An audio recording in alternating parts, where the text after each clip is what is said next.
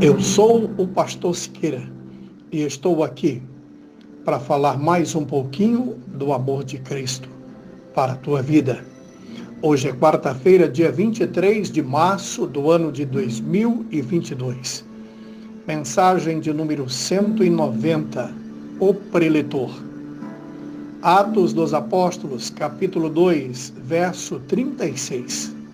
Saiba, pois, com certeza, toda a casa de Israel, que a esse Jesus a quem vós crucificastes, Deus o fez Senhor e Cristo. Meu irmão, minha irmã, preletor é aquele que discursa em público, pessoa que fala publicamente, conferente, palestrante, que leciona, preleciona ou discursa em público. A palavra de Deus, neste mesmo capítulo, afirma que, ouvindo eles isto, arrependeram em seu coração e perguntaram a Pedro e aos demais apóstolos: que faremos, homens irmãos? E Pedro falou para eles: arrependa e cada um de vós seja batizado em nome de Jesus Cristo para perdão dos pecados e recebereis o dom do Espírito Santo.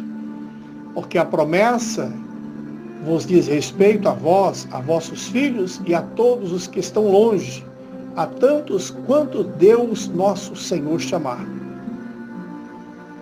De sorte que foram batizados que de bom grado receberam a palavra, e naquele dia agregaram-se quase 3.000 almas, e perseveravam na doutrina dos apóstolos, e na comunhão, e no partir do pão, e nas orações. E em toda a alma havia temor, e muitas maravilhas e sinais se faziam pelos apóstolos. E todos os que criam estavam juntos, e tinham tudo em comum. Meu irmão, minha irmã, Pedro estava pregando. Não era num púlpito de vidro, nem de mármore. Estava falando ao relento para uma multidão.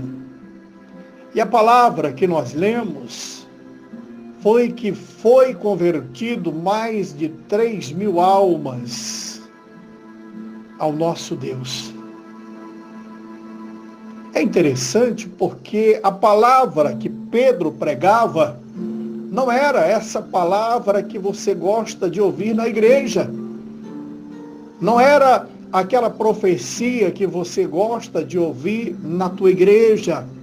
Não era aquele pastor que vem de fora com uma bagagem teológica muito grande ao ponto de fazer você chorar.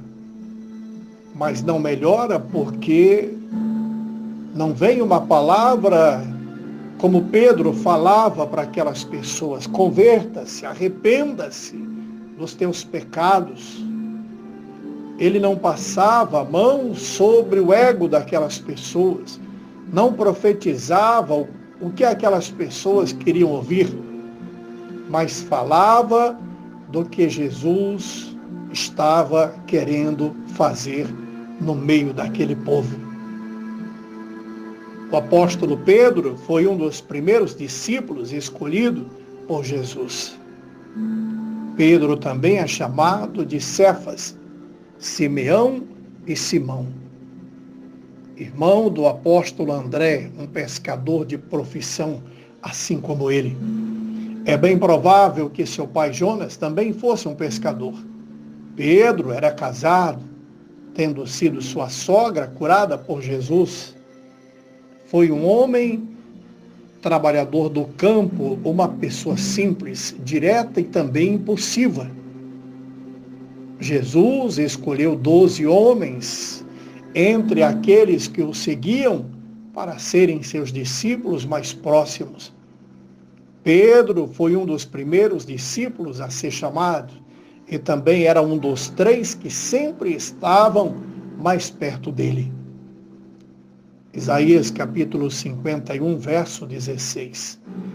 E põe as minhas palavras na tua boca e te cubro com a sombra da minha mão para plantar os céus e para fundar a terra e para dizer a Sião, tu és o meu povo. Meu irmão, minha irmã,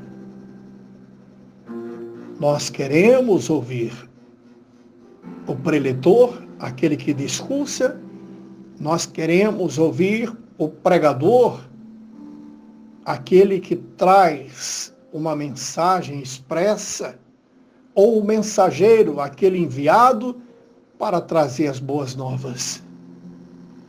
Na tua igreja, o que você gosta de ouvir? Jeremias capítulo 1, verso 4 até o 8. Assim veio a minha palavra do Senhor dizendo, antes que te formasse no ventre te conheci, e antes que saísse da madre te santifiquei as nações, te dei por profeta. Jeremias, então, falou o Senhor Deus, eis que não sei falar, porque ainda sou menino. Mas o Senhor disse a ele, não diga isso, eu sou um menino, porque a todos a quem eu te enviar irá, e tudo quanto te mandar falarás.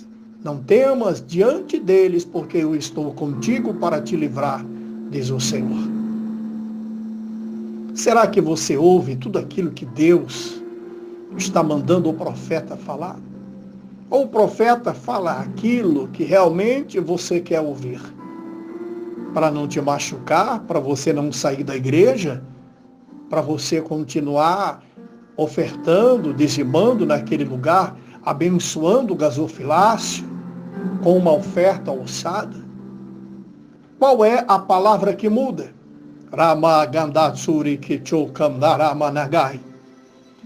Meu irmão, minha irmã, palavras macias, palavras que te faz chorar de emoção, não leva à salvação, mas palavras de mudança, de conversão, de repreensão, palavras de exortação, vêm para nos mudar, para nos moldar, nos tornar pessoas diferentes diante do Criador. Não vamos para a igreja simplesmente para passear, e nem o pregador está lá simplesmente para manter um papel, para manter uma igreja na posição de muitos bancos e cadeiras cheias. Mas precisamos estar recrutando trabalhadores para a obra de Deus, como também almas para serem salvas.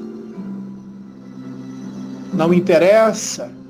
O apóstolo Paulo, ele falava, não importava de que maneira a palavra estava sendo pregada, como está sendo pregada também nesses últimos dias. Mas procure onde haja uma cobrança para que a gente possa melhorar. Jesus foi o pregador, o mensageiro, o preletor. Jesus foi o Messias, enviado para uma missão. Ele pregou, exortou, abraçou, beijou e salvou. Como também Ele quer, nesse dia, te salvar, te levantar, te curar e dizer, meu filho, não temas, porque eu continuo na tua vida. Meu irmão, minha irmã, que Deus possa continuar falando ao teu coração. Não procure palavras que venham te agradar. A igreja está assim, desta forma hoje, não é? Revela o nome, revela o número do CPF, revela o nome da rua, revela o nome, mas o pecado na vida do membro daquela igreja não é revelado.